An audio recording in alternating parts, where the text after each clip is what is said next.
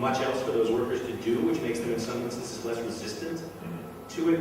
And so China's able to do that in ways that others aren't, and because it's been such a critical element in China's establishment of an extraordinary competitive advantage in apparel production and the production of other goods, it's also a tradition at this point. That's going to be hard to change. When a factory decides what they want to, are willing to accept as a price for an order, will become willing to accept, they're assuming all these things are going to happen.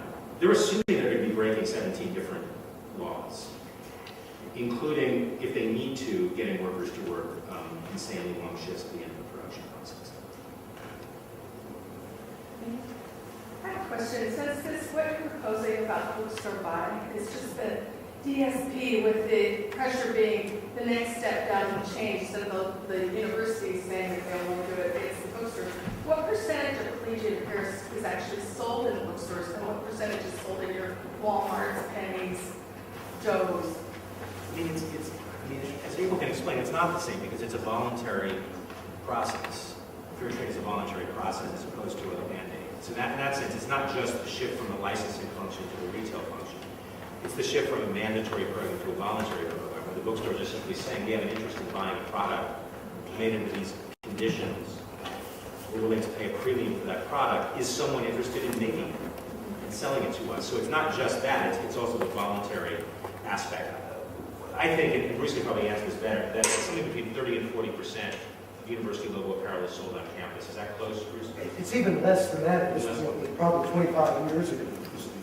It was the reversal before it was even trademark license. Right. So what is it now? It used to be free for all, and I've heard, based upon our royalty analysis, bookstore sales was 15 to 20%, with the rest of the sales taking place in the general market. I think we see numbers for the independent bookstores, the ones still run directly by the universities. I think That's why this is under 100 million. Certainly, campuses. I think our assumption is we're talking about roughly $500 million to $600 million in retail sales of local apparel by university stores, based on the numbers that we have for the independent stores and what percentage they represent of all stores. But the sphere of influence in terms of all collegiate product consumed, if you get the bookstores to voluntarily participate in this, is still somewhat limited. And then that influence on the overall apparel industry, right? Well, it's small. I mean, if in the aggregate bookstores purchased $20 million at wholesale, it might be enough to fill 2 factories. It would be quite modest.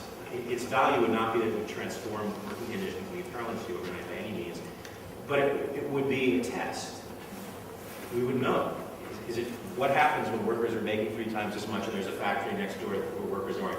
Can you make this product under these conditions at these wages, get it to market, have it be a quality product, and be sold at a viable price? We'll know an answer to that question, and if it does work, we'll have an example we can point to as we encourage brands and retailers to move in a positive direction. That's the idea. But you're quite right. It's very small scale, at least at first. Kind of 2 questions more probably. Gabe first, and then Derek. So this is a question to both of you, because I'm struck how much we move in this discussion. I know you guys, both of you personally, so I know this is not your intent. But I'm struck by how much when we focus on supply chain processes and consumer pressure, how much we lose attention to workers' own voice and to making these processes in any way accountable to workers themselves. And I'm particularly struck in the Fair Trade Coffee case where, there's this really global NGO assigning the same minimum wage globally, which is really striking as an example of lack of attention to local context. So I wondered what thoughts you have towards how these stateless processes, which you were describing, could begin to incorporate mechanisms that workers actually have some voice in what standards are applied, what kind of enforcement mechanisms there should be, and so on. Because I think it gets lost. In the case of fair trade, there are workers, producer representatives involved in creating the standards for new commodities. But given that, I'll use the example of coffee. Okay, there's global commodity prices that are the same regardless of where you are on the globe. And the way to differentiate from that in the open market is via quality, by being able to produce an extremely high quality coffee and sell it to a buyer who doesn't really care about price. So I'm not sure that this is a pressure that can really be resolved by, say, a sliding fair trade scale where fair trade farmers in Costa Rica get more than fair trade farmers in Kenya or something like that, because that would potentially at least disadvantage the ones that have to sell at a higher price. So I think that when we look at fair trade, it's really important to look, yes, at the price and monetary damages, but also at the premiums and what people are doing with those, and the empowerment that comes through organization and the ability to interact more directly with buyers on the global market. There's, that said, there's a long way to go. Just very, very quickly, I think it comes down to the question of the right to organize. I mean, in my view, one of the primary purposes of the kinds of changes that we're talking about in the supply chain is to make the right to organizing meaningful in global apparel supply chains. It's not meaningful, even where it's nominally allowed, even where workers are able, under very difficult circumstances, to organize. What are they bargaining over? How do you bargain a substantial wage increase from a factory that's operating with a 2% profit margin, that's producing for Walmart, and is being told you have to cut your prices 5% next year, or we're going to go to any one of a dozen other factories that can make the same product for less? What are you bargaining over? And so, both because of an inability to bargain meaningfully, because of the enormous economic incentives factory managers have to crush in organizing drives, not just for the normal reasons managers try to do that, but the added reason that they very well may not be able to survive, even in the short term, in a union environment, given that they're facing non-union competitors and they're competing in such a harsh environment.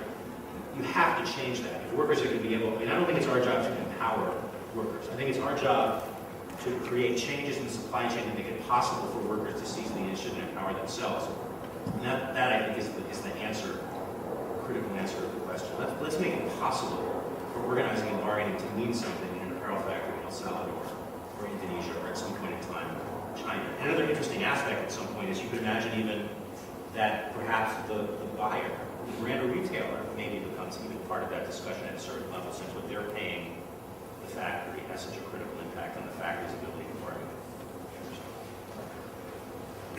April, as you were speaking, I was trying to imagine the extra complexity of having fair trade certification in the apparel industry.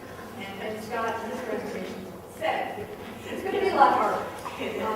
For one thing, it's much less homogeneous. Even though there are many kinds of coffee, there are way more kinds of apparel. Can you just speculate what some of the complexities might be? Yeah, and I think that Scott and I was working on this quite well aware of them. But I mean, look at the pair of jeans. You've got the cotton, you've got the fabric, you've got the thread, you've got the rivets, these things coming from who knows where. So creating a fair trade supply chain for those jeans is not just going to involve the factory that sews the jeans and those workers. It's going to implicate other factories and other workers. And I think that's the main thing, to be able to credibly certify that entire supply chain working under fair trade standards is a huge feat. That said, I teach about this to freshman students, and over the years have been assigning them to pick a piece of their clothing and try to find out as much as they can where that was made and what conditions. And over the years, the amount that they're able to learn has consistently grown. They are getting more transparency because companies are putting this on their radar screen, maybe superficially, maybe seriously. I was amazed at some of the things my students could find out on the internet or over the telephone. So I think that given that this